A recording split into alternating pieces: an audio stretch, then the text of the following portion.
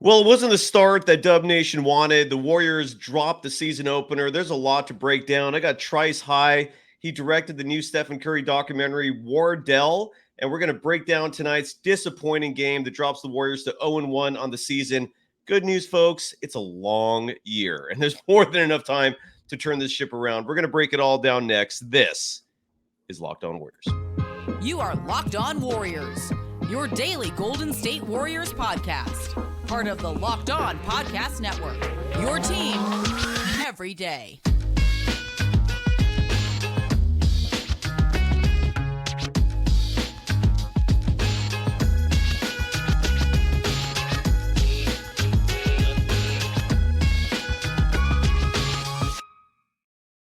Thank you for making Locked On Warriors your first listen every day. We're free and available wherever you get podcasts and on YouTube, part of the Locked On Podcast Network, your team every day. Today's episode is brought to you by Gametime. Download the Gametime app, create an account, and use the code LOCKEDONNBA for $20 off your first purchase. You can follow Trice High on Twitter. Trice, you explain how do you spell that out? It's Trice High, but there's like numbers, there's digit. What the hell's going on? It's Trice High, but the numbers are just the ones are just I's. But you can search my name, Trice High, TRICE High HIGH. I'm very unique name. It's not hard to find me. There you go. And again, you've directed this fantastic documentary. It was a 5-parter that's now emerged into one. And just search for it on YouTube. It's called Wardell. I had the privilege of being a part of it. I can't thank you enough for inviting me. But look, people are tuning in for tonight's Warriors game. This was a game that looked very winnable. The Warriors were trailing by 15 at one point. They came back. They had the lead, and then they lost the lead. And there was a lot to break down. First, I mean, what immediately sticks out is the fact that Andrew Wiggins played like absolute dog crap. He was a minus 22 in the plus minus. He played so bad that Steve Kerr did not have him out there at the end of the game. Maybe it's justified, maybe it's not justified, but that's how bad he was playing. Wiggins' stat line, he played 27 minutes in this game. He was 4 for 12 from the field, 0 for 3 from beyond the arc. Is that right? Is it 0 for 3 or 0 for 3? Yeah, my screen is like not showing well. Finished with 10 points, had 1 rebound, had no assists.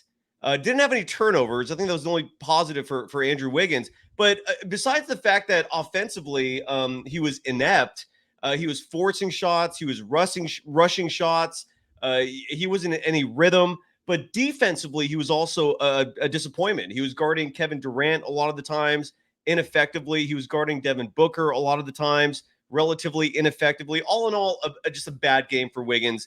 And then I don't think Klay Thompson is that far behind in terms of a bad game. Not nearly as bad in terms of plus minus. He was actually a plus 9, but finished with just 15 points, was only 3 for 11 from beyond the arc, was only 6 of 18 from the field. He had 3 turnovers, 2 of those being very costly late in the game. And I think what sticks out to me the most from this game, besides the fact that Trice, you and I, before we started recording, had a mutual agreement that Moses Moody should have been playing in this game in the fourth quarter. If you're going to play Kuminga, who I love, why not play Moody? Moody had the best first half of any Warriors player, statistically and otherwise. I'll break that down very shortly. But Trice, what was your immediate reaction? I guess here's my ultimate takeaway, and then I'll give the floor to you. I don't think it's only one game, but I don't think you're going to be able to pull off beating the best teams in the NBA with a backcourt that has a 6-footer and a 6'2" guy. I love Stephen Curry. I think Chris Paul is an excellent fit for this team. I don't like them out there together. That is a massive liability defensively. There's a reason why at the end of this game, the Suns were taking wide open threes. Those threes were not contested. And it was largely because you have the super small backcourt. There was a lot of things going on tonight, but that is the first thing that stuck out to me is those two should not be out there together. If you're going to have Chris Paul on this team, have him run the second unit, have those two stagger each other. Don't play them out there together. I've said the initial complaints. Again, Wiggins I thought stunk. Klay was just meh at best. Trice, great to see you, man. And what was your immediate reaction? All right, well, Cyrus, I appreciate you having me. I wish we were going to talk about a win on opening night. Obviously, that's not the case, and I'm sure we'll get into all the reasons why. The number one thing I think is important before we get into anything is to keep in mind that it is game one of a very long Yeah. season. So before anybody starts getting ready to jump, like, let's make sure everybody keeps that perspective of, Absolutely. the Warriors are a championship DNA team at their core, and they're experimenting with a lot of new kind of nuances and wrinkles to this team that they haven't had before. So there's a lot Right. to take into with that. Now that being said, doesn't make them free of our criticism. I mean, that's why we're here as fans. You have the right to observe and make comments. I think the biggest thing that can be noted from this game is the backcourt issues as far as size goes. And I think that's something that people Chris Paul has been the biggest acquisition, the biggest thing that's been talked about coming into this season as far as like the newest wrinkle that the team has. Mm-hmm. And so it hasn't been, it's hard not to be focused on that in the first game of how that was going to work together. I liked how Chris Paul played overall on the offensive end. I think that he added an element to the Warriors that, was much needed, especially with Draymond not being there as a facilitator. The way he was able to move the ball around and kind of get guys in spots was really good. But defensively, you have to be able to stop people, and it is too hard to have two guys like that. Chris Paul's not who he used to be. He's not got the young legs to be that pesky defender he was at one time in his career. Obviously, Steph has made strides as a defender, but neither one of those guys is two-way studs in that backcourt. So I think it's important for the Warriors. And I think there was a lot of reports before the game started, even just today, about how it's becoming more and more likely that Chris Paul is going to be moved to that second unit. I think it's only a matter of time before that happens. It seemed to me, and maybe I was reading too much into the headlines, but a lot of the reports, especially when it was talking about Draymond being out tonight, it kind of seemed like Chris Paul was only starting tonight because Draymond was out, is what it kind of seemed like from some of the wording of some of the reports before the game. So I think we're going to see a lot of different lineups early in this season as this team tries to find a good chemistry. I think tonight was the result of that lack of chemistry on the offensive end. It seemed like a lot of guys were just trying to find their rhythm in this team and in this offense. I think there was a couple possessions that I saw where guys kind of seemed a little out of place and a little out of sorts. But all that being said, it seemed like the biggest issue came on the defensive end tonight, in my opinion.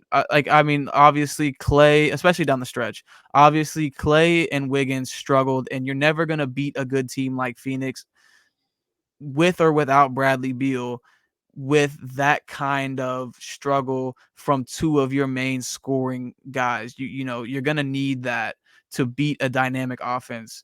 So I think that it was a mixture of obviously chemistry issues, obviously two of the main guys you needed to step up scoring the ball struggling, and then the defensive things. So we'll get into all that. Yeah, as the show goes and like on. you talk about the defense, for example, and again, this is where a small lineup can hinder you defensively. The Suns in the first half, for example, went on a 10-0 run.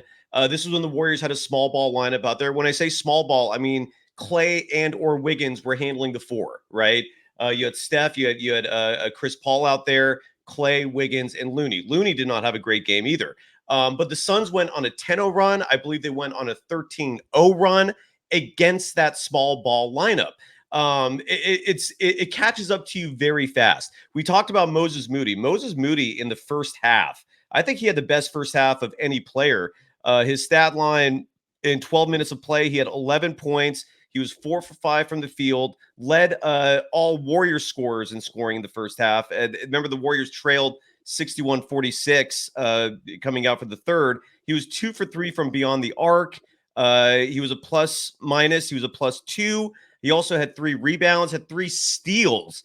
Look, Moody to me is awesome. And so what does he get rewarded for with that awesome first half where he led all the Warriors scores? We see him briefly in the third quarter for 3 minutes, and then we never saw him again. Did not see him at all in the fourth quarter. So I thought that was an issue. If you're going to bench Wiggins and play Kuminga over him, you need to start extending that thought process a little more. Whether Chris Paul is the next person in line, whether Klay Thompson is the next person in line, Moody needs to play. I think Moody in year 3 has the potential to explode. And to not see him out there at all was very disappointing. Another player, like looking at Looney's stats, for example, Kevon Looney finished this game a -7. Do I have this right? Or is no? Sorry. Okay, here's the box score. 28 minutes of play. He had 7 points. Was a -11 in the plus minus. Did grab 11 rebounds, so at least he contributed there. But why not play Trice Jackson Davis? Trice Jackson Davis looked awesome in the preseason. I thought this was a player we were going to be seeing like immediately, and we didn't see him play at all. We also saw Corey Joseph play. Look, it wasn't a lot, but he still played 3 minutes 42 seconds. It was an absolutely atrocious 3 minutes and 42 seconds. He was a -12 in the plus minus, had no points. He was defending Devin Booker. I did not understand that assignment at all. Why not bring Brandon Pajemski in the game? Like, the Warriors are at a point right now where you have young athletic individuals on that bench, and they showed you in the preseason they're not a liability, man. These kids are ready to play. I really wish we saw those two. I thought they could have contributed quite a bit. The Corey Joseph thing, just I don't get that at all. I mean, but anyway, I'm gonna get your thoughts. We have a lot to discuss here when we come back. And V, like, who writes, you knew I was going to say something about Pods and Trice Jackson Davis. I mean, should I not? I mean, what's your, like, should I not bring them up? I mean, Trice, would you have liked to see them play out there tonight? Do you think that would have been a bad idea? Like, you tell me. I don't know. No, I think you're right on with as far as they should have had some kind of opportunity on the floor. I think one thing that has, for better or worse, been a staple of Steve Kerr since the minute he's become a head coach is similar to, and I think he learned this a lot from Popovich, coming from kind of that coaching tree, just learning so much from him, is rookies just don't play a lot for him. That's just how he does things. And I think to evolve in this game, you have to be willing to kind of step out of your philosophy sometimes and try new things. I really liked the way that Pods and TJD looked in the preseason. We talked about it when I was on here after the Lakers preseason game. Right. They looked really good in those games. I liked the way that they kind of showed some confidence, and that's the benefit you get from drafting guys who played multiple years in college and have a little more experience than a 18-year-old Kuminga who played no college basketball, or a one and done Moses Moody. Guys who had less experience in college. Like, these guys are older players, people who should be ready to contribute right away, similar to, I know obviously this isn't everybody's favorite on the Warriors side of things, but similar to like an Austin Reeves, what he was able to do for the Lakers. He was a rookie that came in and was able to get minutes over the course of his rookie year because he was older. He had experience. He was a veteran in terms of rookies. And I think you have to be willing to kind of step out of that box if you're Steve Kerr and say, hey, some of these young guys have proven that they can bring something to the table that we need. And it's my responsibility as a coach to say, regardless of my philosophy, I have to be willing to do whatever it takes for us to win basketball games. Because at the end of the day, you have a window that, whether we like it or not, is not going to be open forever for this team to win another championship. And at the end of the day, while this is the first game, it is important to look at the big picture. You have to do what it takes to win games now. Right. That's what's important. And if that means bringing in some of the young guys and changing up your philosophy, then so be it. We've talked before about Moses Moody. We talked about him a little bit before the show. I talked about him last time I was here, how I'm a big fan of him. Same. I think he proved in the first half what he's proven at times even last season, that when he's in the game, most of the time, good things happen. Yeah. He is a player that has a nose for the ball, whether it's loose balls, making plays happen on offense and defense. He always has some kind of impact on the game, and you need guys like that, especially when Wiggins and Clay are struggling. There's no excuse for him only playing 3 minutes in the second half. There's no and the 3 minutes he did play in that third quarter, I'm not sure if he was on the court at this exact time, but they made a key run in that third quarter to make a comeback and actually take the lead. Now, I'd have to check and see if he was, because that was a very quick 3 minutes. I'm not sure if he was on the floor for any part of that stretch, but if he was, it just speaks to that. Him being in the game leads to good things. Yeah, absolutely right. I think he provides the shooting that you need from a wing. He provides the defense, and he's got a little bit of shake to his game to create too. So I think Moody has to see the floor more. I think the young guys have to get a chance to prove themselves. And I think Curtis has to be willing to open up the rotations a little bit and take what's working in games instead of sticking so tight to his rotations that I think sometimes he gets caught with a mindset of how the game's going to go. these guys are gonna play this many minutes, this many minutes, this many minutes, and he doesn't like to come off of that. He doesn't like to stray from that. And regardless, come hell or high water, if a guy's playing well, they're still not going to break through that glass ceiling of the minutes restrictions that Kerr's kind of put on them. And I think sometimes you got to be willing to adjust that, because guys are going to prove game to game that they deserve to step up and show what they can do. Absolutely. We're going to touch on that a lot more. We got to give some love first to FanDuel, one of our excellent sponsors here with Locked On Warriors.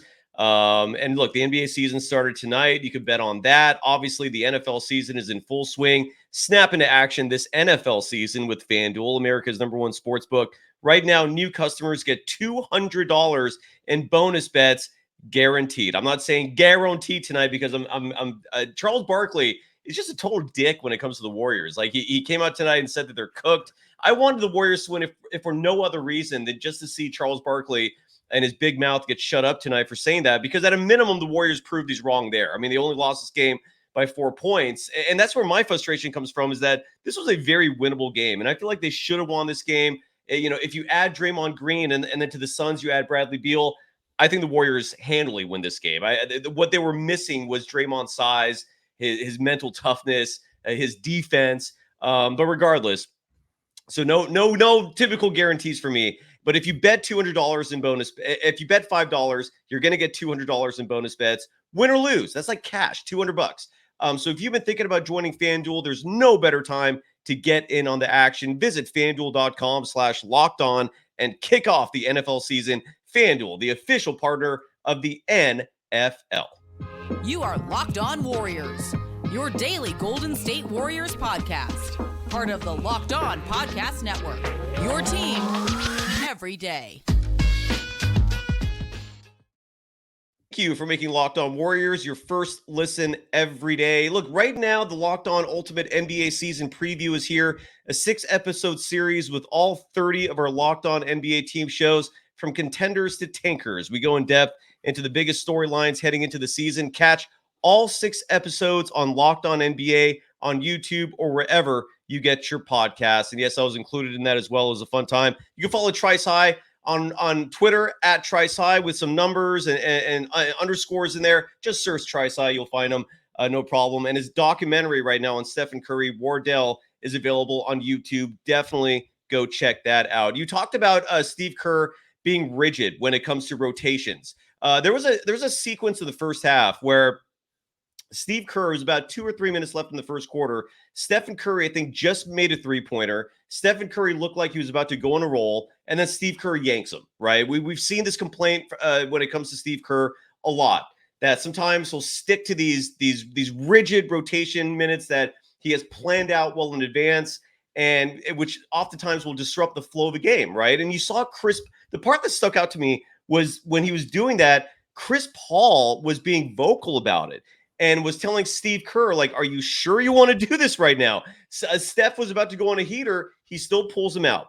And that really stuck out to me, because it was right there in plain sight that Kerr, you know, oftentimes is very rigid. And I don't know if that has something to do with Moody and his minute distribution tonight, and whether or not, and that's why we didn't see him play at all in the fourth quarter.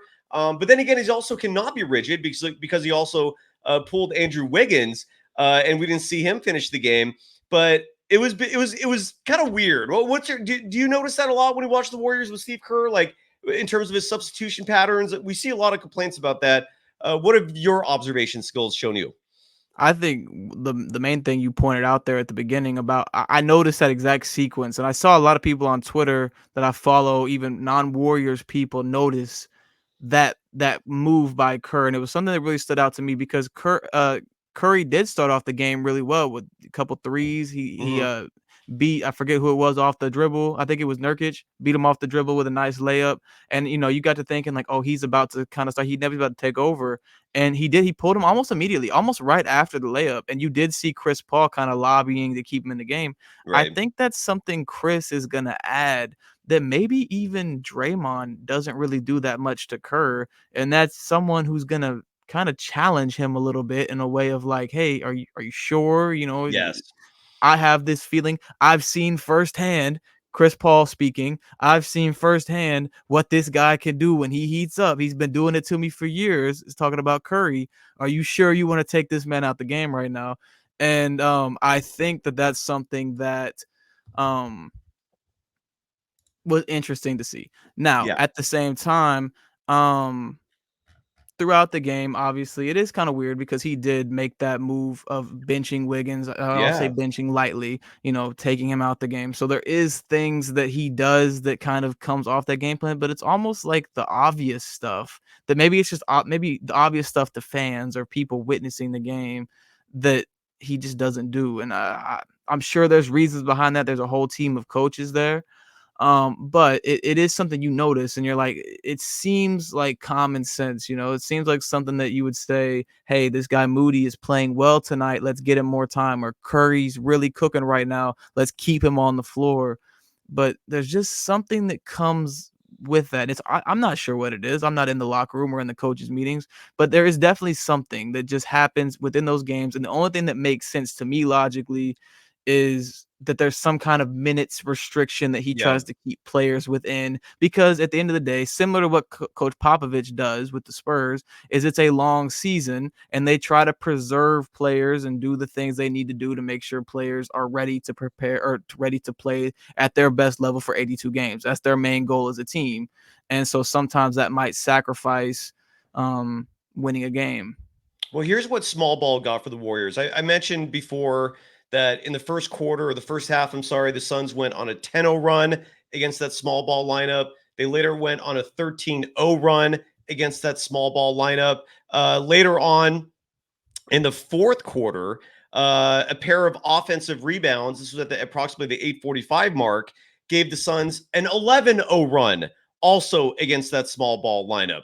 And there was Draymond Green was being interviewed. I believe this was in the second quarter. I can't remember exactly what part of the game. But it leads into the next subject I want to bring up because he was asked by Ian Eagle and Stan Van Gundy. Side note, Van Gundy is annoying to me as a broadcaster. I don't know if you agree with me on that or not. But that's a side note. That's a tangent we'll not get into right now. But they were interviewing Draymond, and they brought up to Draymond whether or not he thought size would be an issue. And Draymond responded first by saying, no, we've won championships before with small ball. Actually, you haven't. In all those 4 championship teams, you had a lot of size reinforcing you. And not to mention, like, Andre Iguodala was part of the death lineup. Andre Iguodala is not a small player. I mean, even though he's 6'6", he's got the wingspan, he's got athleticism. Warriors don't really have anything right now that is comparable. And they had players like David West, like JaVale McGee, Bielitsa, Otto Porter Jr. These are all guys that are 6'8", 6'9", 6'10". So it's always weird when I'm hearing from players that we've won before without size, when that's not really true. But the part that really stuck out in that interview is that Draymond says he's not worried about it. And right as he said that, Nurkic grabbed an offensive board and put it in. The rebound, and this leads to the rebounding numbers because it was very one-sided in this game. The Suns grabbed a total of 60 rebounds. The Warriors grabbed 49, which is a huge difference. Second chance points. The Suns had 26. The Warriors had 20. So they got outscored by 6 there. Bigger picture. Again, Yusuf Nurkic, 14 rebounds, 14 boards. Kevin Durant grabbed 10 rebounds tonight. This is Yusuf Nurkic. When the Warriors play teams that have actual legitimate bigs, what the hell are they going to do? I mean, I feel like teams are going to feast on the Warriors. We saw in the preseason this twin tower lineup. We saw Saric out there with Trace Jackson Davis. In the final game, we saw Saric out there with Looney. And then, of course, we don't see it at all in this game. Again, they got out-rebounded by 11. Trice, what do you think the solution is for this problem? I mean, if what the hell his name is, if he's eating you up inside, what the hell is Anthony Davis going to do? What is Jokic going to do? I'm really concerned there. What are your thoughts on that? This is an issue that the Warriors had last season and ended up costing them a run at a championship, among other things. And it's a problem that is going to continue to be an issue until, unfortunately, I feel like the front office addresses it. And it seems like for this season, it's locked in. The only solutions that will be found have to come from in-house, because obviously, like, they've kind of stuck their feet in the ground of, like, they're not going to bring in anybody unless something changes over the course of the season, and obviously what they're doing is not working. If what they have done continues to not work, I should say. Now, that being said, I agree with you. I think that if Nurkic can do what he did to them tonight off the boards, not only off the boards, I mean, realistically, down the final stretch of the game, he had that they over helped on the pick and roll with Devin Booker, the play that pretty much ended the game. Over helped on the pick and roll with Devin Booker. Nurkic rolled to the basket. He caught the ball over someone much smaller than him and finished at the rim. I mean, it was too easy. And it's something that the way they had to play the play, but the guys just weren't on the floor that needed to be there to protect the rim.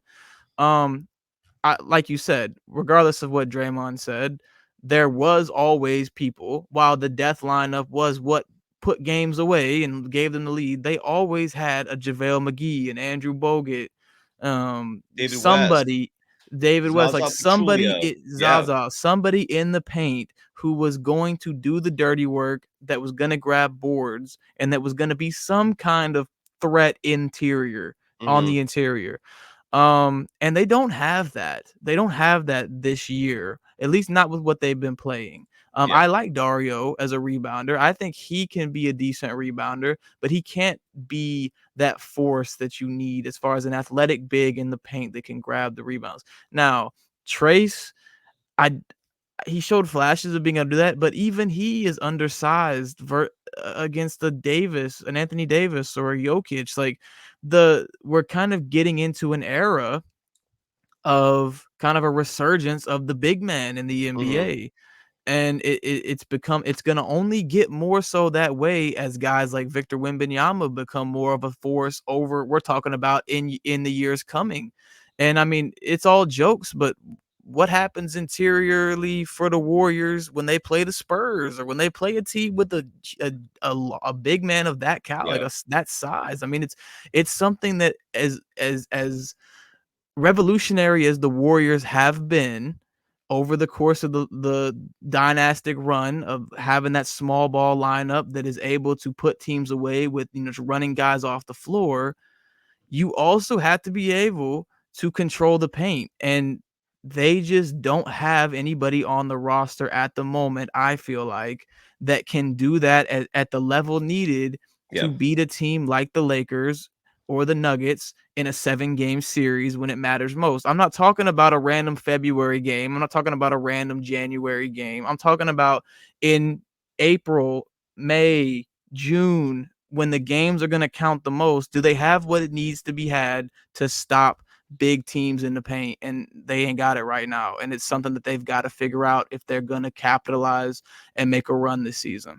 Yeah. And again, look, they were missing Draymond Green, but and even Moody was the team's, I believe, the team's leading rebounder the last preseason game. I think a lot of these problems would not be as noticeable, or maybe they win the game outright if Moody had played. I hope Kerr reflects on that. I'm going to play some sound from Kerr in just a moment.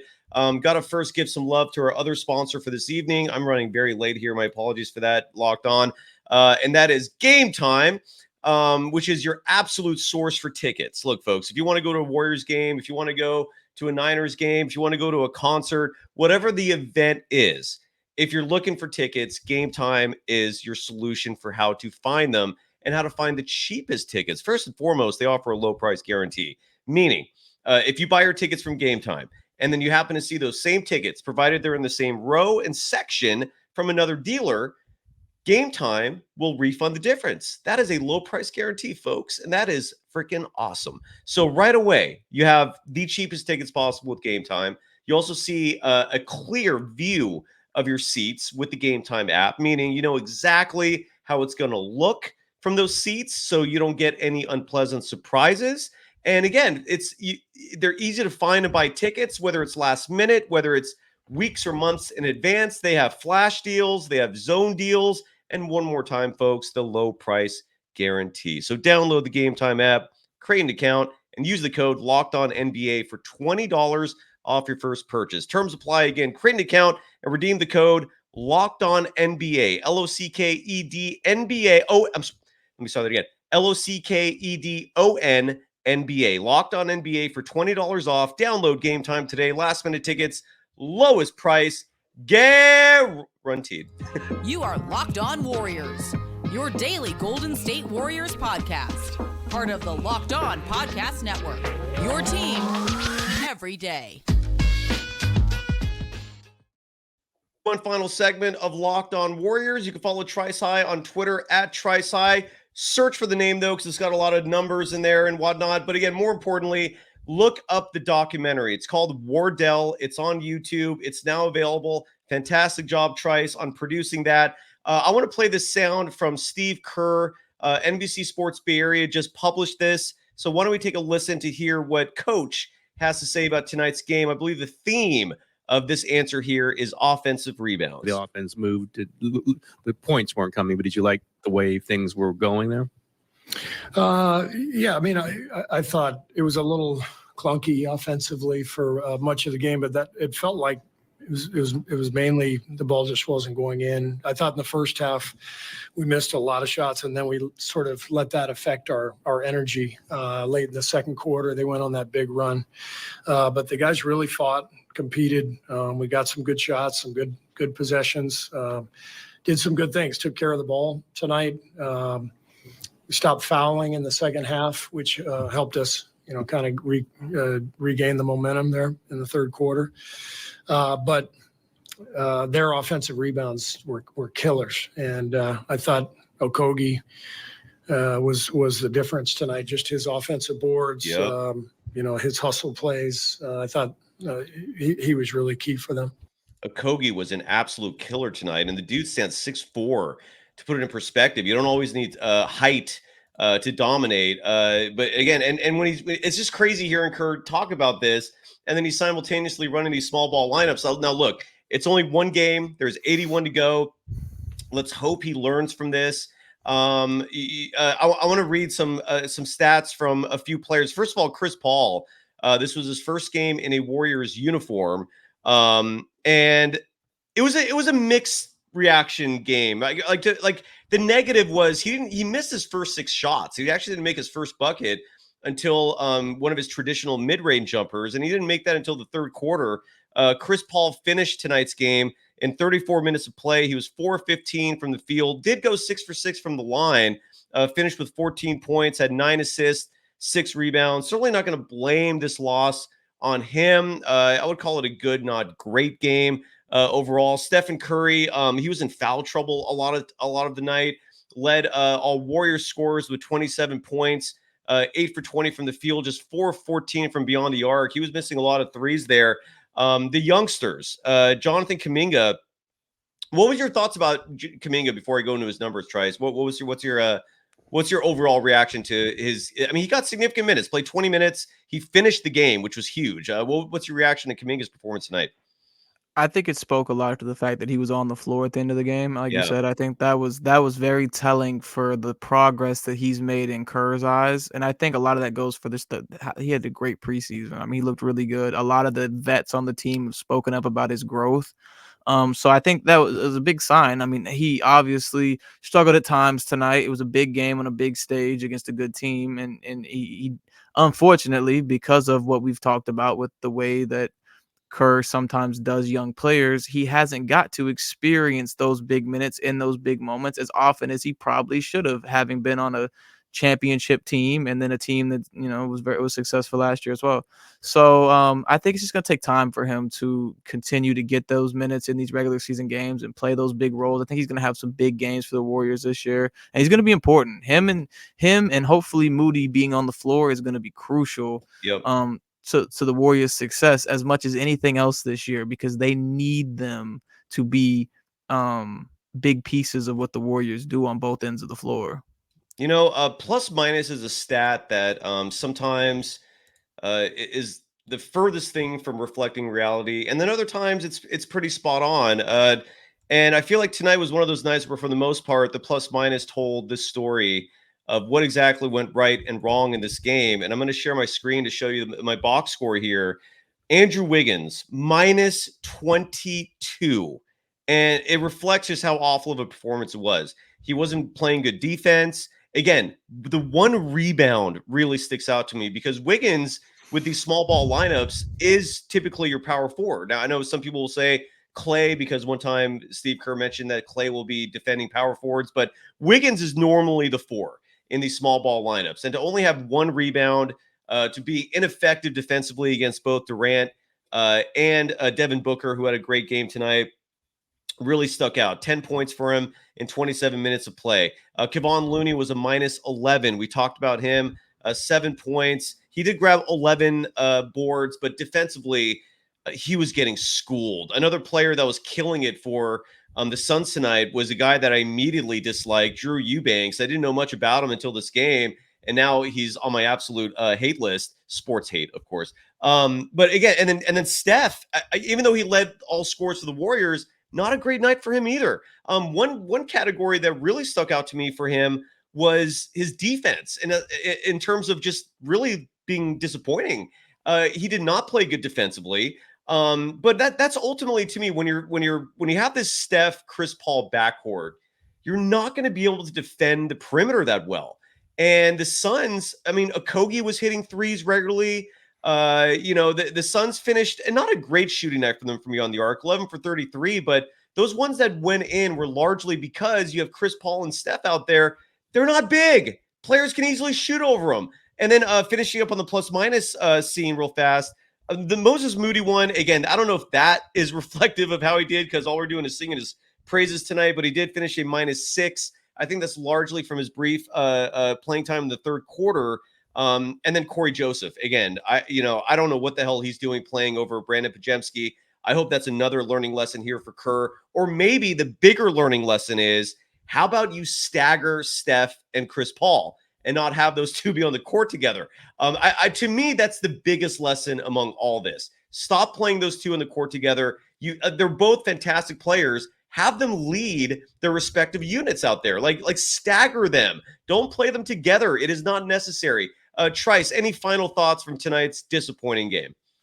Yeah, I think that my final thoughts would be, as I kind of segued my whole thoughts on the game, is the fact that it is important to keep perspective that it is game 1 of a long season, and this is a group that we have seen over the years try a lot of things in the regular season and kind of feel things out and see how they work. Obviously a lot of new wrinkles to this team, and it's important to keep that perspective of like they're trying to feel things out and figure out where to go. Now, that being said, there's obviously some things that are pretty concrete that need to be fixed, whether it be the rebounding issue, whether it be interior defense. And I think the big thing that you just mentioned being Steph and how Steph and CP3 are going to share the floor or not share the floor together. I think it's inevitable, probably within the next few games, that Chris Paul will be leading that second unit. Maybe they share brief stints where they kind of have like a mini death lineup where they leave them on the court for brief offensive explosions at a time, and then kind of make that transition to a more traditional defensive backcourt mate to pair with either one. I think that's kind of where the team's probably headed, and I'd like to see that personally. I think that's a great way you do it. You have Curry. Obviously, he's your star. He's your main point guard. You have brief moments where maybe Chris Paul comes in and you get that off-ball action with Chris Paul being more ball dominant and Curry being able to run off ball and see what that looks like. Obviously, that's an exciting thing. I saw him run that action with Klay Thompson a few times tonight, Chris Paul, and it looked really good, like them hitting slips and things like that. Like it forces the defense to make a lot of reads. And then after that brief stint of offensive kind of explosion, hopefully, then you kind of get one of them out. You get to give Steph his break or vice versa, and you bring in a more suitable player to share the backcourt with them, whether it be Gary Payton or whoever else, to be that defensive cushion that you need in the backcourt whenever you have that, kind of undersized backcourt at your disposal. So hopefully that's something we see very soon. I think it's going to happen sooner than later. I think you kind of had to, out of respect for Chris Paul, kind of give him that start, and then now you kind of get real. Okay, what's going to win us some basketball games? But again, not jumping shit by any means. It's the first game. I think it's important that Warriors fans keep that perspective, and I think that they are going to, as far as Klay Thompson and Wiggins, hopefully figure it out as time goes. They're both really good scorers, and they both have proven that they are capable of doing great things on both ends of the floor at a high level, and hopefully they figure that out sooner than later. Absolutely. I'll be back at this tomorrow with Kylan Mills. She's going to join me Wednesday and Friday, and that's when the next game is Friday. This doesn't get easier, folks. They're going to be in Sacramento. The great news, it would shock me if Draymond Green did not play. Now, granted, I said that about the opener. I was a little surprised he wasn't out there tonight, but Steve Kerr alluded to his conditioning being the primary reason, not necessarily his ankle. They're going to need him. But folks, thank you as always for tuning in. I'm going to go check in for a few minutes with my boy Larry Krueger.